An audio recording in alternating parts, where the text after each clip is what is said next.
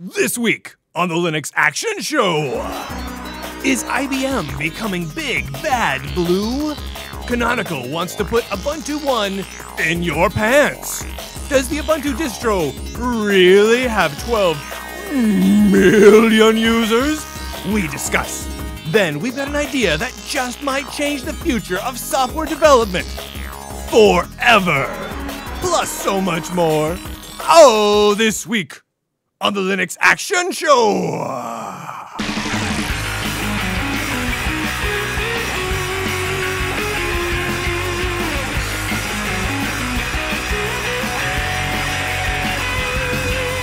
And welcome to Season 11, Episode 7 of the Linux Action Show. My name is Brian. With me is Chris. Hey! With Chris. Brian. The new Drobo, have you heard of this thing, the new Drobo FS? Drobo F, what's the FS? It runs Linux, Brian. It's a new Drobo, and now... So is this like an upgraded version of the old Drobo? Yeah, pretty much. Well, it's a new product. So do you remember on my old Drobo, I had like Drobo itself, and then I had like this attachment that was like made it network shareable? Yeah, yeah. All right, well that attachment... The Drobo share. That attachment runs Linux. Yeah. Now what they've done is they've integrated that into the Drobo, and so the Drobo itself has that integrated. Now it runs at a gigabit instead of 100 megabits. Oh, and nice. It has two different CPUs. One CPU to run like the processing of the RAID and the network request, and then another CPU with another set of dedicated memory to run Linux that you can actually SSH into, install applications, and things like that. Nice, because Yeah. that was one of the coolest things I liked about the Drobo share was that you could put all these different little apps on it. It never had like a ton of apps, but it had enough that was really cool. And now the Drobo is a pretty expensive piece of kit. This one supports It 5 is. drives. What it does is it lets you can throw different mismatch drives in there, and it'll still do RAID. They'll be redundant.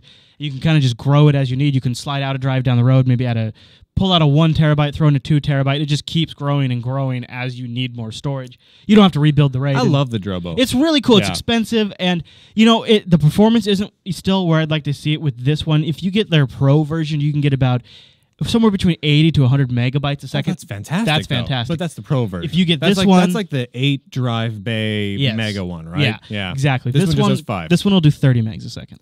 That's not great. Not enough to edit on. I mean, it's about the speed of an average 7,200 RPM hard drive in reality. So it's not bad. So it's great for backups or like streaming media and music, or maybe and like stuff your like that. music. Yeah, your media library. It'd All be your awesome photos. to like be to hooked up to like a Myth box or an Elise a Media Center box. Boxy box. Boxy box, exactly. Yeah, it is pretty cool. Fill that sucker up with movies that you legally ripped and own the rights to rip. Right. Now, I'd like to tell everybody about the new goats you just got, but first, we should say holla to our boys over at the GoDads, thegodaddy.com, for sponsoring this episode of the Linux Action Show. This episode of the Linux Action Show is, as Chris said, sponsored by GoDaddy.com, the world's largest web host and domain name registrar. Starting at less than $5 a month, web hosting from GoDaddy.com includes 99.9% uptime. Think about that for a second. That's a lot. Here's 100% over here. I'm not up that Those much. of you listening to the audio, imagine my hands in the air moving into areas of the screen that make sense for these numbers. So over here, there's 100%. Right. And over here, There's here next to it. Zero No. We're going a different way. Okay. This is 99.9%. So there's a gap between them. There's obviously a gap. There is. So where's 0? It's in Toledo, It's Ohio. way. It's not, way away. It's in a state and a city I have never been to. And my personal uptime is probably somewhere around 15. That's exactly right. And if it does go down, which it's not gonna because you don't live in Toledo, Ohio, it's you might. you might. And if you live in Toledo, Ohio, you need a website. 24/7 support, free access to GoDaddy hosting connections where you can install like Joomla and Drupal and WordPress, boom, all that other stuff. Plus, as a Linux Action Show listener or viewer or feeler or massager, you can get an additional 10% off in any order by simply typing the word Linux when you check out. Friggin' crazy. Nice. Well, thanks, GoDads. And if you want to use our code Linux20, that's LINUX20, you can save 20% off hosting plans from GoDaddy.com. And a big thanks to GoDaddy for sponsoring the show. A fairly big thing. All right, buddy. Now, you got goats? It's adorable. I do. Adorable. I do. I got some goats. last week. Yep, I've had them for about 6 or 7 days now. Yeah. And I've got two male goats. How's it going? Like, are they doing well, adjusting because they're younger? Yeah, they're young goats. Actually, I got them at 8 weeks old and 7 weeks old. So we're just finishing bottle feeding those suckers right now. Are they already? It's adorable beyond words. Are they already like eating away at stuff? Oh, dude, we had some blackberries in the back of the yard. Yeah, and they are just decimating those blackberries. Like we got them to our house. Now I've heard that it's been a problem with people having them eat the side of their house. No, well, okay. Here's the thing. There's a lot of discussion about goats eating like there's tin your goats for people watching the video version. Or by the way, you see what I'm feeding there? Those are bottles. Those are just any bottles. Those are Red Hook ESB bottles that I'm feeding my goats. That's right. I use beer bottles to feed my goats. Can I ask, is there beer in there? No, there's no beer in there. They're not old enough yet. They're not of age. True. Yeah. Do they have goat ears like dogs have dog ears? I don't know, probably. Okay. Yeah, I mean, the goats can live, they live like a dog lives, 15, 20 years, something like that. They'll eat the side of the house if there's absolutely nothing else to eat. They're like, crap, I'm so hungry and nothing tastes good. They'll start eating whatever they can find. Yeah. But no, they got like blackberries and hay and goat mineral treats and all sorts of stuff. I see a lot of goat poopy on the thing already. Do they just poop as they're standing? Dude, no. They don't poop as they're standing. They poop as they're standing. They poop as they're walking. They poop as they're eating. They poop as they're drinking. And the goat poop is like rabbit poop, right? Yeah. It's just like these little circles. Little stuff. So like you're just being over there petting him like, oh, that's a good little boy. And he's like, all right, here's a couple of drops for you. Poop, poop. Yeah, it just kind of goes all the time. He's like, hey, let's all run around in the yard and have fun. As he's running, poop, poop, poop, poop, poop, poop. So that's cool though. I used to have goats. I think I was like 10 or 11 back when I had goats, and they pretty much just kept the yard in check. Oh yeah, so we'll see, These guys ought to take it all down. I think you'll like them. Yeah, it's pretty exciting. They're small right now. They're just little kids, but they're supposed to get up to possibly 200 pounds. Yeah. Over the next year. That's going to be big. They're going to be awfully large. Those are going to be some big. But here's the crazy cool thing. All right. All right. So you can take goats out like hiking with you, right? Right. Now I've heard of mountain goats. Now you'd say, what does this have to do with Linux Action Show, Brian? Nothing. But they're goats, and that's awesome. So you could be out there, and you could be like, put all the stuff that you normally carry in your backpack, put on your goat. Nice, dude. Go carry it for you.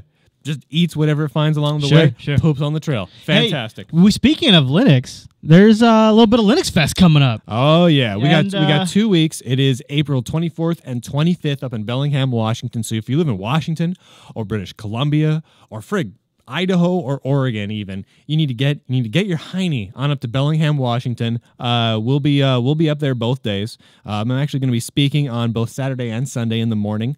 I'm going to be speaking on Saturday right around 11 o'clock or something. Right before lunch is when my scheduled stuff is. So here's what happens each day, right before lunch, I get to talk. So you want to come to my little sessions. And then we'll all go out and we'll drink beer. It's gonna be fantastic. Yeah, dude! Afterwards, people ought to come up, and then we'll get a little group and we'll go out. Oh hell yes! Totally doing that. So Wednesday, I'm gonna be doing kind of a reprise of last year's session. And I'm gonna be there shooting it. You're gonna be there shooting it. So it's why desktop Linux still sucks and what we can do to fix it. That's harsh words, dude. It's harsh words. We gave that last year, and people kind of flipped out and went crazy, and so a lot of things have changed. It's tough love. It's a tough love, and that's interesting. You should talk about things that change. That's what we're gonna do. So it's actually the same session as last year, with all the things that have changed and a few new things added in and some things removed. Because I mean, come on. I mean, you look at what's happened with all the distros this year. It's massive change. And on Sunday, I'm going to be giving a session basically entitled "Options for Developing Desktop Linux Applications." So if you've wondered, how to develop a desktop app, if you want to make the next gedit or Firefox, and you don't know where to start or you don't know what the right language to use is, we're going to go over like every option like on the planet, dude. What's good about them, what's bad about them, how to learn them, where the resources are, all that good stuff. It's gonna be rocking. So and again, afterwards, gonna get a little drunk. So that is go over to linuxfestnorthwest, right? .org. Yep, linuxfestnorthwest.org. Yeah. They don't have the schedule for all the sessions posted on their website yet. I don't know why. Have we been going for like 5 years now? The Bellingham Linux Users Group, the BLUG.org, has the /Fest 2010 is where the schedule is up at. Hopefully they get it posted on the main linuxfestnorthwest.org soon. Yeah, and it's April 24th through the 25th. And if you guys make it, let us know. From friggin' today. We're going to be there the whole time, rocking out, going crazy. I don't know what we're doing for Linux Action Show that weekend. We might just do like a highlight from Linux Fest. Yeah, I don't really know either. Because you're going to be, since you're speaking, and I'm going to be shooting, we're both going to be... By the time Sunday afternoon rolls around, I'm gonna crash. Yeah. Absolutely. So I don't know exactly what we're going to do, but we'll try to figure something out for that weekend. Maybe we can even just do something small live. Like I was just playing with my Droid pick, which is the Ustream broadcaster for your Droid. Everybody knows what Ustream is. We use Ustream right now, though a little hit and miss at the moment. A little hit and miss, but overall a pretty good service. But yeah, if you want a live broadcast from your Droid, you can set it up. It'll connect over Wi-Fi or 3G. There's no limitation on there. I know some places do have a limitation on that kind of stuff. Yeah. But yeah, you can catch it out. It's in the market. Check it out. It's in the market. It's the Ustream broadcaster. It's free, isn't it? Yep, it's free. There's also the Ustream viewer. So there's 2 Ustream apps. That is just so cool. I know. So Alan from Legend of the Stoned Owl was on here earlier, and we were just playing around while he was editing, and the image I'm showing is sideways. You hold the camera you hold your phone horizontally, on side, and it actually shows you a little bit of the chat room in there. And of course, the image I'm showing, for whatever reason, they decided to take a screenshot like that. But it would be rad if we could be up at Linux Fest and you have one camera recording and just set the other one in the back of the room and you stream the whole thing. Yeah, I could either take a laptop or I could just do it from my Droid. Yeah. And you can Twitter out from right there. You can work with the chat room. So cool. So that is my Android pick for this week is the Ustream broadcaster. Go check it out in the marketplace. So damn totally cool. free. And why not just put yourself out on the internet doing something ridiculous? Why not? Putting yourself on the internet doing something ridiculous is the American way. We do it several times a week. We do. and we have been for almost 4 years. I know, dude. We're powerhouses. So we've got coming up, let's see. It'll technically be next season. It'll be season 12. That we have our next anniversary. But it's April, May, and then June. Yeah. Boom! That's the 4th anniversary of the Linux Action Show. And I think Jupiter's broadcasting was in February or something. Something like that. Yeah, that's pretty cool. Crazy. That's pretty cool. Crazy. Hey, you know what we ought to do? Something big. We should do something. We should have a little party or something. We should have a little party. Just get together at like a pub and just pack that house. Yeah. Yep. All right. I think it's time drinking is we get dangerous. On. Let's do the news.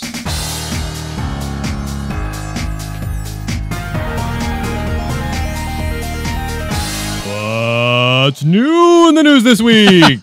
Well, Brian, I'm glad you asked me that. Hey, Chris. Yeah? I'm glad too. Hey, Brian. Yes. Great question. Let me tell you. Our top story on the News Talking for this week, IBM is locking horns with a tiny French firm over open source software. Oh, good. Now, this is initially causing some ripples, Brian, because, well, as I am sure you are very well aware, IBM is considered a big player in the open source community. And they promised to not sue over patents. Free and open source projects or related to projects. They made the patent pledge. Now, so what they're suing is this French firm makes an open source mainframe, like a System 390 emulator or something like that. Yep. And of course, that's IBM's big bread and butter. They've got a lot of patents on this. They got a lot of beef on that. I don't know how many. They've got like 1 billion patents. All right, here's what I'm gonna do for this story. I'm not going to use hard and fast facts so much as I'm going to exaggerate and make up numbers. Okay. But the point will remain the same. All right. All right. So IBM has 3 billion patents relating to this retarded big mainframe platform of theirs that no one friggin' needs anymore. Now, some French firm decided, hey, let's make this retarded platform IBM has more useful, right? That's a good thing, right? Yeah. Oh, poor people, they have to use this. Well, let's make it easier for them. Sure. That's horrible, IBM says. IBM's like, no, you can't take those open source projects and use them. We have patents on this piece of crap, garbage, old platform. So we're going to sue you now, despite the fact that years ago we made a pledge to never sue free and open source projects for violating patents of ours. Now, we made that Is pledge, that what they... promise. See, I'm wondering, did they say that? Yes. Or did they say we won't sue over Linux-related patents? Because this is technically not a Linux-specific... This is just open source. And maybe they're... I remember, as far as I remember... Yeah, it seemed to be open source. My remembery is really based good. in my brain, this bone up here is thinking it was open source. All right. And here's the thing. If I'm wrong on that, I'm going to change history in this bone up here to be it was open source. Did you ever have to work much with an old System 390 kind of mainframe? Oh, yeah. Setup? Oh, yeah. Yeah. Yeah. And you know what? Don't anymore. You know why I don't anymore? because it's old and busted and no one uses Yeah, them but you had to anymore. appreciate. See, so we're looking at a picture of a Awesome. of They a were System awesome. 390, Awesome. and you had to appreciate like inside down in the front corner of the System 390, which is just next to my shoulder. If you're watching the video version, that was a 486 PC running OS2 right there. That's a little 486 in there, and that was the machine that would then boot the mainframe. Oh, so that was the management PC was basically built the boot in. controller. Yeah. That's so That cool. is pretty neat, I think.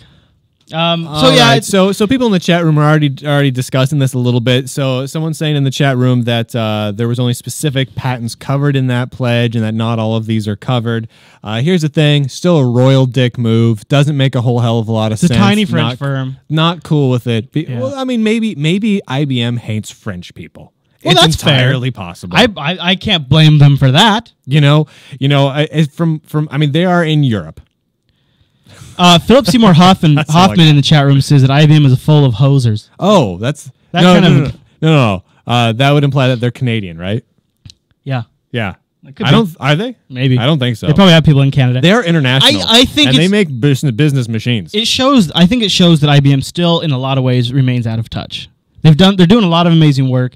I'm not ready to throw them out. Out the baby out with the bathwater on this one, just because they've sued one company in the last 10 years over patents. But It's not that bad. I mean, you don't hear about IBM coming out and going after people that often. Right. And you hear about, Microsoft and you don't hear all about these their- other companies their- doing it far more often. You don't hear about them making subtle little fart threats over mono, and you don't hear like all these little tiny. No, hints. they don't make too many subtle fart threats. No. No. But No. no. No. I'm glad. That would be ridiculous to have subtle Right? fart threats. So the next story on the news docket, I'm really excited about. How long ago did we review Ubuntu One? It seems like about 2 months ago.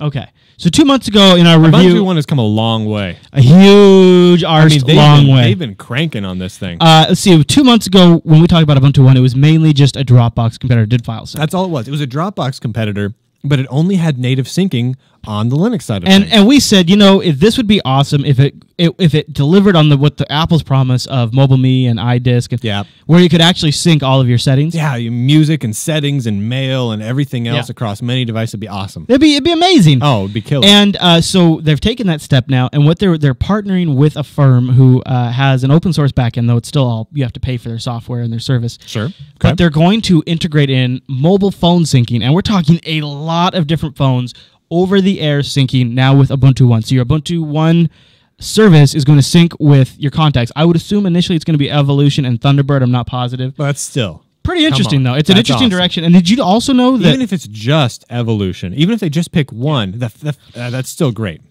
Did you also know that along with the Ubuntu One music store, your purchases are going to be synced among your machines using Ubuntu One? Yeah. That's actually kind of one of the cool bits. That's the great way to go. As soon as you buy a piece of music from the Ubuntu One music store, it downloads it automatically Yeah. to your Ubuntu Yeah. One folder, and then boom, it's always there. So you don't have to re-download your music. I really like that. However, if you think about it from this point of view, it's also a really great way for Ubuntu to try and get people to buy more storage on the Ubuntu One subscription. Oh, absolutely. Because they're auto putting the music there. So it's kind of a little bit of a you need to pay a little bit more money to us. That's true. But the service is actually a good idea. So I kind of am okay with it. I'm a kind of and it's not like if you do end up buying a payment plan, it's not like you're going to be paying like some company you don't like. So when's this stuff come out? I mean, do we get I'm not sure- I'm Android not sure what and iPhone apps? I Do we think get- I think what do we their get? hope was to roll it out with the next release of Ubuntu. I don't know if it's on Like target for 10.10?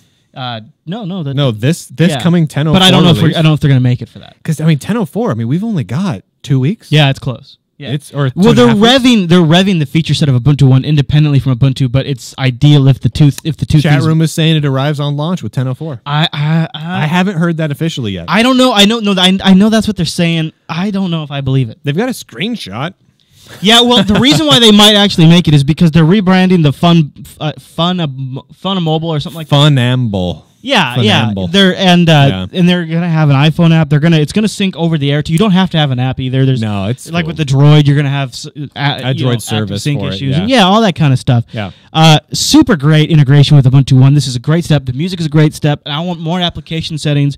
A lot of people are doing the symbolic linking Yep. of a dot Yep. folder from their home directory. Oh, Well, yeah. if you understood what we just said, you are a Linux geek.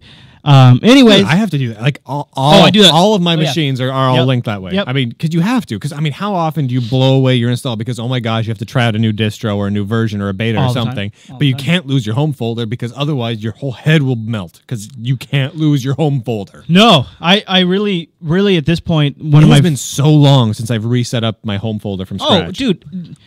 Dropbox has to be number 1 or number 2 things I install because there's so much other stuff I can't install. Like even and all the like little like shareware and commercial apps, like I install VMware Workstation really fast. Well, in order to have that, I have to get my VMware registration number, which is in my Dropbox. Yep. So first thing, the only password I ever have to remember, Dropbox. Yep. Boom, done. I'm the same. Boy, you know, when you search for Ubuntu on Google Images, you get some funny things. I'm just saying. What is that? You get some funny things. I don't know what that was. It's a picture of just like some people hanging out. Yeah, they're just like chilling. laying down with like toga sheets on. They're chilling, Brian. They like to chill. So the last story on the news docket, we're trying to keep it a little bit of a lighter news week.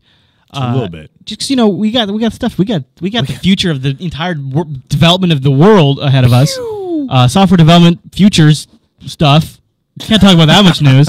Can't talk about that. I'm sure you're gonna have me riveted in that segment. I'm really excited for it. Yeah. Yeah. No, I really am. I can't tell if you're being sarcastic or not. We'll have to wait and find out. Everybody, stay tuned. So, the good folks, while we're talking about Ubuntu, the good folks over at Ubuntu came out and went, here's some numbers for you. Dude, that was a good slam on the table. Thank you, sir. Thank you. I liked it a lot. All right. So the numbers that they are claiming are 12 million users. Have you seen this stuff, Brian? Have you seen this? How many users does Fedora currently claim to have? 24 million. Really? Yes. You believe that? Dude, there is no way Fedora has more users than Ubuntu. It's not possible. No. There's no possible way. No. Like if we were in mirror universe right now, like all the people like Mark Shuttleworth would come out with like an evil mustache on, and like the guy from Red Hat would have his evil mustache on, and they still would agree, yeah, no, obviously there are more Ubuntu users than Fedora users. That's just the way it is. So here's the quote. It's always a challenge to try to figure out exactly how many users a particular Linux distribution has, but Canonical is now providing a new figure for Ubuntu. This is from the Slashdot news story.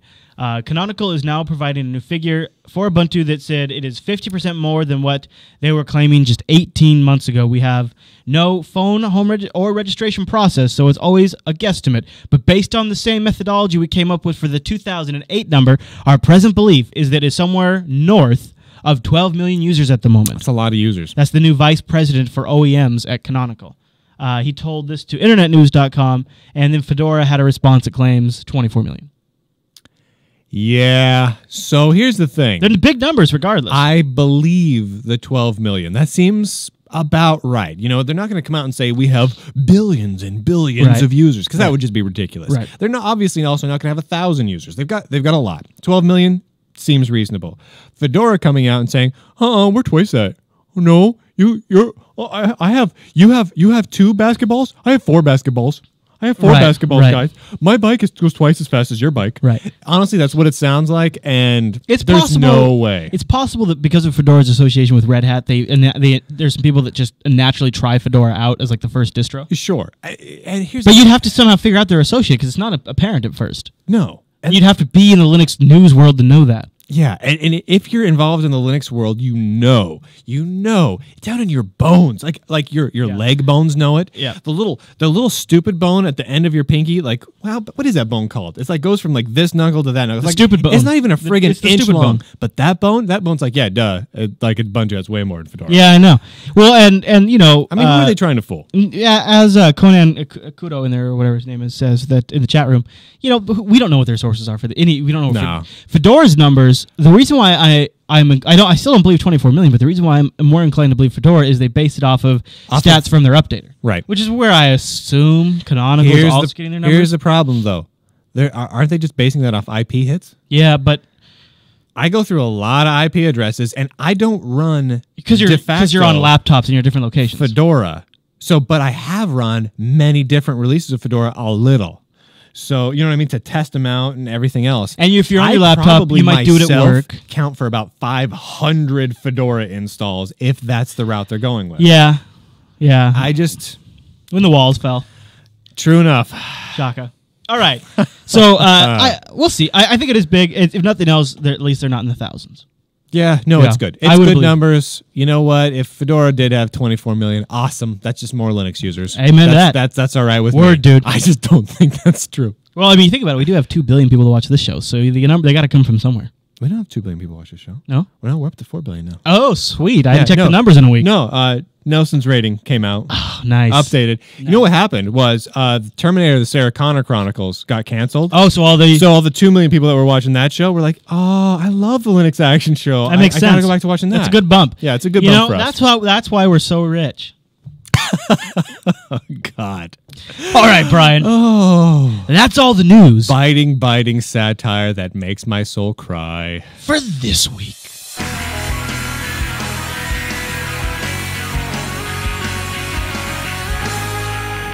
All right, Brian told me it is time to change the world of software development forever. All right. Hold on.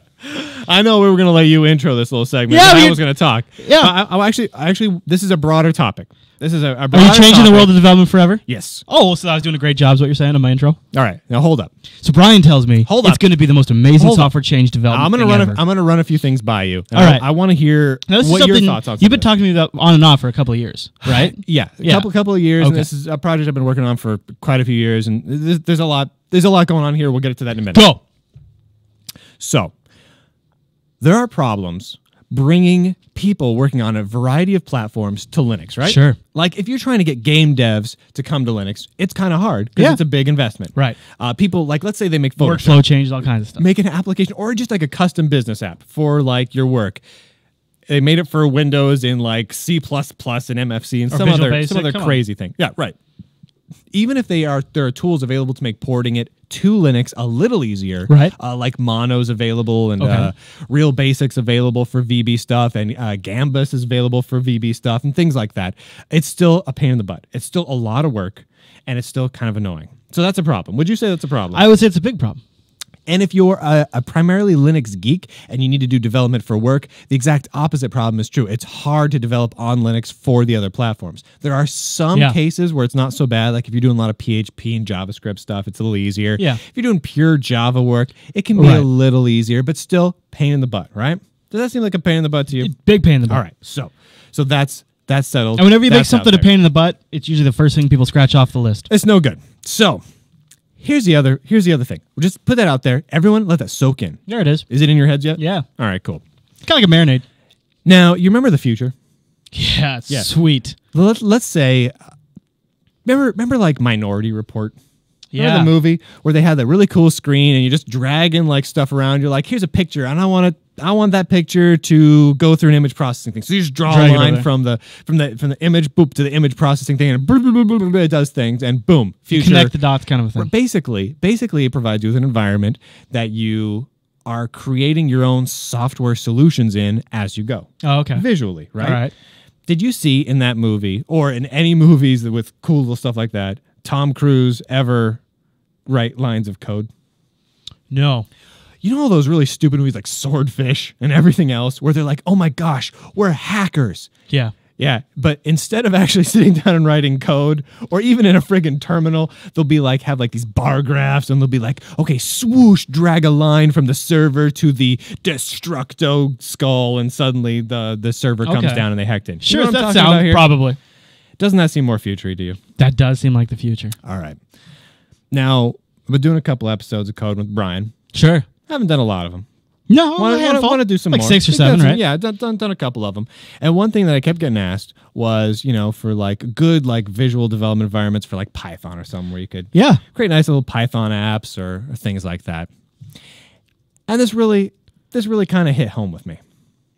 Are you searching Swordfish now? Yeah, I was going to get you the pictures because of the bar graphs, but all I got was actually a picture of a swordfish. Yeah, there's a Swordfish. So- All right, that's what we're talking about. Thanks everyone for tuning in to the Linux Action Show.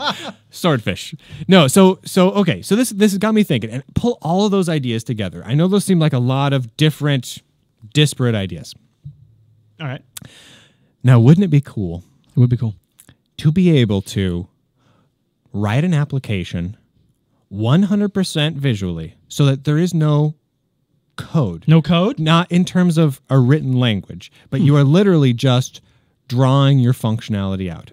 Kind of like flow charting it, but not quite.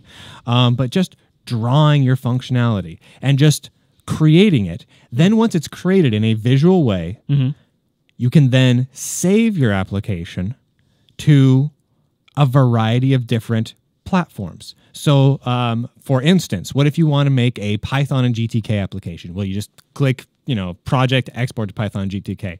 Boom, it's okay. That sounds impossibly easy. And then boom, Python GTK. And then what if there's also one to export to Mamo with Python GTK, or a PHP and JavaScript export? Right. Theoretically, and I'm saying theoretically in a very tongue-in-cheek way, you would be able to take that project, because it's 100% visual and you're just simply describing the functionality coupled with a UI design that you've laid out, and the code can be generated. So then, if your application will then theoretically work the same across all the different platforms you generate it for, all right, all the different languages you generate it for. And if you do need to, in fact, add additional features that only that one language, like let's say you export it to Objective-C and Cocoa, and you need to add like this one little feature that's only available in Cocoa, and you just got to start typing for it. If you're a pro dev like that, you can add it in because it just exported the code for you. So it generates, so you line up all the boxes. You line up all the boxes. It generates the code.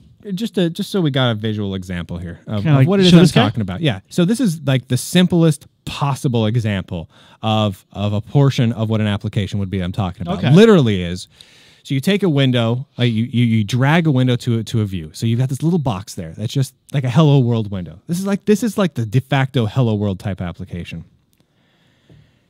You can then double click on this one, and there's a little window editor. It's very, very simple. It's a lot like a sketchbook style window editor. Yeah, so you can just lay it all out. Yeah, almost like a Visio diagram. You turn on your say, okay, so I've got an OK button on the window, and you turn on the click event. Okay, and a click event. Now back here in this little flowchartish view, I can then drag a line from the click event to a display message option. Boom.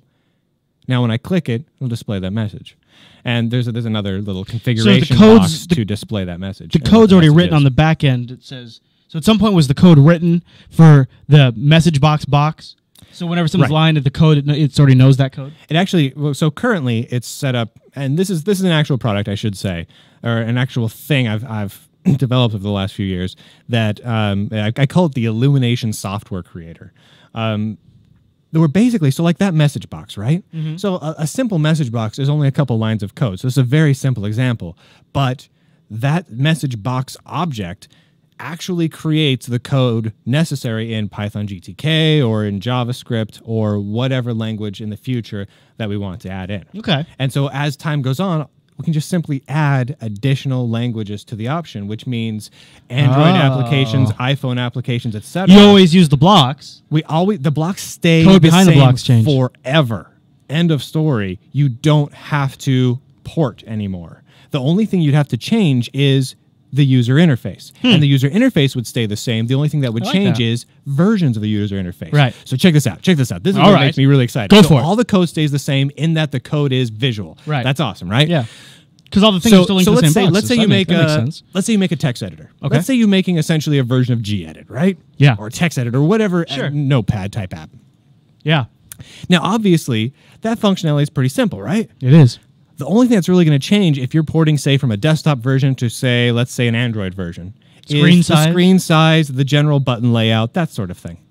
So you have multiple revisions of the user interface layout, and that's it. I like that. I like the that UI because stays the same. That means the code stays the same. You only just go the back into a end, different revision of the UI layout. And that back end UI layout thing comes via like an IDE development environment update, or to be like a package you download into the development environment. It's a development environment update. I mean, it would have to be an update to the dev environment that has the ability to export to that individual. That's language. pretty rad, dude. So this is Rose. So if you can go over to my blog at lunduke.com, there's a Facebook page up there now where you can follow it, where the alpha releases are going to be released over the next couple of days, and you can start playing around with it. I'm releasing like some sample projects with it, including a text editor and a calculator and just a couple of small little applications so people can kind of get going with it. And for those who don't really want to try it out, I'll put some screenshots up just so you can see what it is. Sure. And the idea is that anyone could do this without learning a development language. All you have to know is that, for instance, in creating a calculator, Chris, you know that a button gets clicked, right? I do know that. I can figure that much out. If you have, let's say, on a keyboard right here, I've got a little 10-key keyboard here. So there's a plus button, right? Yeah. Yeah. When you click that, what happens? It should do a plus. Right. Should do that. So you'll drag basically a line from the event that says plus button clicked do a to plus. Essentially, do it to an addition do an object. addition. Yeah. Super easy. Anyone can create nice little tools. That'd be awesome for like high school kids and stuff like that too. Exactly. And of course, this is developed on Linux first, as this is the primary platform, with Python GTK being kind of the premier export option. Sure. The reason for that is that Python GTK is so easy to debug and so easy to play with, and it's just inherently open source friendly. Right. So you export this out, you've got the code. And it's not hard to get GTK apps on Windows. Exactly. So or Mac OS 10. Okay. Plus the GTK. So the initial alpha release supports Python GTK for desktop and Python GTK for Mamo devices. So Mamo devices, you can have little handheld stuff. And so when you're talking so you're saying the alpha release supports an Intel desktop architecture and an ARM mobile architecture. It's not really. It's Python, so it's. Right. Anything. It generates anything. That is sweet. It generates the source code. Yeah. That means that as a developer, you're never locked in to a development environment. Totally. So they could just say, you know what, this thing that Brian created, this sucks, but we've got this cool application we already built in it, but we never want to use Brian's thing again. Export to Python, export to C++ and Qt. You've got the code. And you've got the code. So and then you just keep going with the project. You can even in use another this dev to environment. create like a really bare bones and UI that's all hooked up. Then go tweak it. Yes. Ooh. Be a really quick way to just get something going. Yeah, a good way to prototype. But the idea is that someone as dumb as Chris. That would be pretty bad, though, dude. Pretty dumb, right? Because I would not be able to code my way out of a wet paper bag. You know. But I could probably connect the dots out of a wet paper bag. But you could connect the dots. I could connect one box to another box. Especially if they're nice and pretty colors. Oh, bonus if they're colored. Yeah. So, but I mean, if you look at the screenshot, it's very, very simple. It's very, very pretty looking, and that's the whole point. So I wanted to put this out there. I wanted to point people over to it. If you are a dev, because we're not doing coding with Brian's right now, so I really had to take this opportunity to do it here. Go over to lunduke.com, find the link over to the Facebook page. Feel free to participate in the alpha. I'm definitely open to suggestions. This is definitely a very different way of going about development than I've ever found. Man, you've been thinking on this for years. It's not UML. It's not flow charting. It's a little different. It's like if you took like HyperCard and made it 100% visual. So you're thinking open sourcing this thing? You're not sure yet? I don't know. I don't know. I don't know call. Yet. Honestly, because you've been waiting years for somebody to come out and do this. I've been waiting years for someone. You'd like to be able to make a little money, probably. You know, I'm thinking about open sourcing it, but basically like charging for the individual platforms. Oh, so like have little platform upgrade packs. Yeah. So like if you want to develop a .NET WinForms app, you should totally like Linux desktop's free. Yeah. If you want Android, X mount. Yeah, just a little extra to try and that's cool. Pay for it. That's not bad. So anyway, so that's what I'm thinking. I would love people's feedback on this. I would love any ideas people have on this sort of development methodology. If this works for your environments, if this even makes sense. I love it myself, and I think it's something that really could set apart the current state of development from the future. You know what I mean? It's like a dividing line. If it took off, it'd be a huge change. A huge change. It would lower the bar.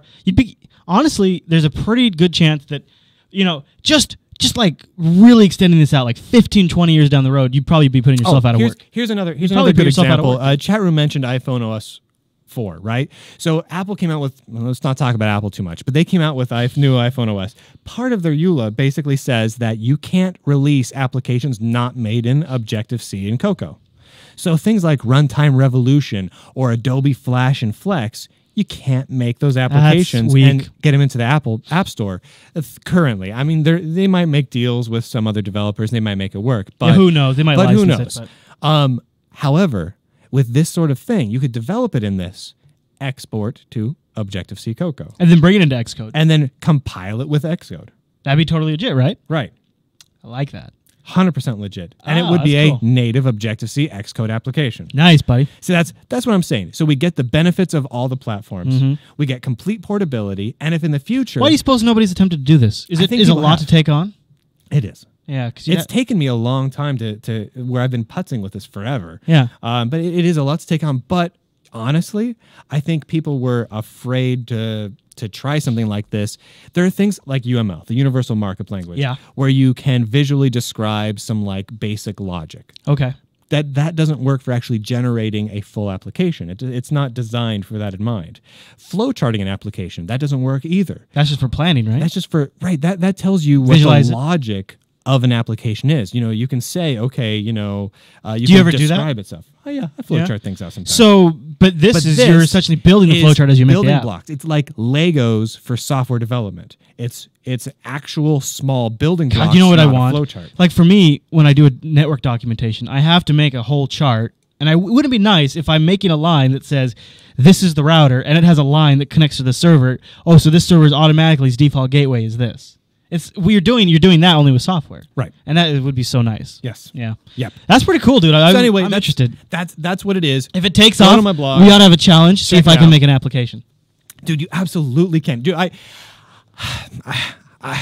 yeah. Over the next couple of days, check out the next set of screenshots that's coming out and the alpha. Okay. There's a calculator example in it. Powerful. So I built a calculator with like only a handful of blocks, and it took like 3 minutes to build a full-featured calculator. And now, theoretically, every time I add a new platform, I have that calculator for multiple platforms. You know, calculator is a pretty simple thing, but still, that says something. You are going to put yourself out of a job. If this works, dude, they're not going to need to hire software developers. You know what it is? I'll be the only one left a job. Yeah. Yeah.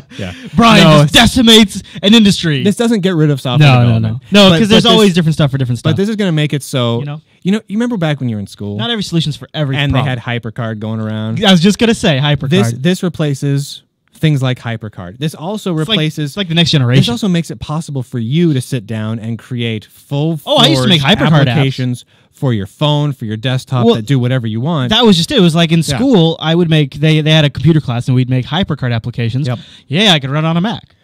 So it's like when we were kids, and people had like, old Apple IIes and Commodore 64s. It was simple enough that we could tinker. Yeah. Nowadays, if you want to get into development, like you want to make an iPhone have app, to commit. Or you make an Android app, it's freaking hard. I'd have to go to training, or I'd have to get books. You have to go through like a week of training just to be able to tinker with an iPhone app. I don't have time for that. So no one's going to do that. No, the kids, the little like 12-year-olds, aren't going to be able to do that. But this they or can do. Or the super nerdy ones, and then you get 12-year-old kids making software in the iTunes store, and it's super cool. 30. Well. That's super cool. If it was easy enough to make applications like what you're talking about, yes. But the applications that these kids are putting out now are generally, kind of low quality because they're hard to make. Super low quality, very hard to make. Yeah. So but if they want, this really lowers the bar. But a nice simple game like a choose your own text adventure or anything like that, this would be super. And I can't think of how many times I've wanted to make an application just to scratch one small itch, and I just. The overhead of having to learn any language to make it is never worth it. I want to address one thing, just simply because we're talking about it. Kanzu in the chat room is basically asking, is something like that still going to be manageable when we're writing something slightly bigger, though? Yes. So here's the cool thing here. Yeah, I was wondering about scalability if it's a huge app. So let's take an example, right? All right. So you make this really big application. Huge. Objects can contain other objects, right? Why not? Why couldn't you make it so that, let's say you drag an object in, right, and you want to expand it. Double click on that object, bring it up. That object has the ability to have multiple inputs and outputs, and you can create as much logic within that object as you want. So you can have objects within objects within objects. So theoretically, instead of having to, on one main view, flowchart out, 1,000 different paths of essentially the equivalent of if statements and everything else. Right, that's what I was thinking. Instead, you just say, connect up a file open button, connect it up to open all my pictures in this folder and convert them to JPEG. And that's just one object there. So you don't have to do each individual component of it. Right. Exactly. And hopefully the development environment itself, the software creator, will have enough of those built-in blocks And of you could functionality always- that you can do a lot of that You stuff. could, if straight it out of took the box. off, you could have a community of They communities. can create their own things. Yeah, Yeah. that'd be cool. And distribute them however they want. Yeah. Forums, Because I'm the internet, not a jerk. blogs, Yeah, blogs are fun. app stores of different kinds. We like blogs. Yeah. Yeah. So anyway, that's what that is. I just got tired of waiting for the future. Seems like my intro really nailed this whole segment. Just saying. I don't even remember what your intro was. That you had an idea that could change the future of software development? Was that what you said? Mm-hmm. Then you were totally right. I know, but nailed you it. stomped all over. It's I cool. didn't I? I feel terrible. All right. now. Well, hey, I'm going to follow that. Well, I'm going to see what I can. I want to make an app. Because we've been sitting around waiting for like desktops, right? Right. Like you remember Word. like 2 years ago Yeah, I we were looking remember. at like Ubuntu and it was brown and ugly and we were like, man, why don't you have Compiz and Barrel and 3D effects yet? Right. And we're like, why isn't the future here? You know, one of the things that I used to say. I feel like now the future's about here. If but you- missing a few parts. Well, just a few small pieces. I would say this. I would say a lot of stuff is catching up to what you're talking about. I feel like in a lot of ways, at least for somebody at my level, software development is one of these things that is not getting. It's getting way easier, obviously, but also way harder. yeah, exactly. It's getting way more complex and way harder. And like stuff's coming out now that's making what like we're doing right now. What we're doing live broadcasting HD picture is infinitely complex, but figure outable. With software development, it's like to me, I'm just like, oh, that's too much. But with this, I could like it's like I could still have a life and learn how to do this. Yep. I like it, Exactly. dude. Now Yeah. look at our website, right? Right? Now with something like this, Yeah. you can visually lay out our website. All the buttons you could tie up to actions, Right. have things move around with animations just by visually drawing them. So you can create WordPress style blog infrastructures with very little coding. And it could be a desktop app or a web app. So Yeah. you could then take your blog Yeah. and it's now a native iPhone application or a native Android application or a native Migo application. Yeah. That'd be powerful. Seriously. Power through simplicity. Here's your tag. All right, Brian. Well, that's pretty awesome. Actually, my original tag that I came up with was "Here's the expletive future." that was the original? That was my original working slogan there. All right, people, if you're interested in checking that out, head over to Lunduke.com and get links in the That's where blog the good, post there. That's where the good stuff is. All right, buddy. Awesome stuff, Brian. Thanks. You're welcome.